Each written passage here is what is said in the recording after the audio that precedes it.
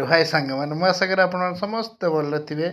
ଆଉ ଆଜି ଆମର ଧାନ କଟା ହେଉଥିଲା ତ ସେଥିପାଇଁ ମୁଁ ବ୍ଲଗ୍ଟି ବନେଇ ପାରିଲିନି। କାଲି ବ୍ଲଗ୍ଟି ବି ଅପଲୋଡ଼ ହେଇନଥିଲା। ତ ଆଜି ମନେ କଲି ମୁଁ ଗୋଟେ ଆଜି ବ୍ଲଗ୍ ବନେଇବା ଭାଇମାନେ କ'ଣ କରୁଛନ୍ତି। ତ ଧାନ କଟା ଗାଡ଼ି ପୋତି ଯାଇଥିଲା, ସେଥିପାଇଁ ବ୍ଲଗ୍ଟି ବନେଇ ପାରିନଥିଲି।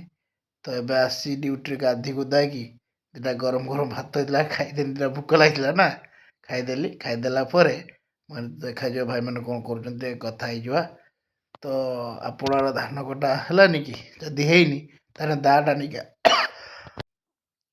ନେଇକି ଆସନ୍ତୁ, ଆମର ଧାନ କାଟିବା।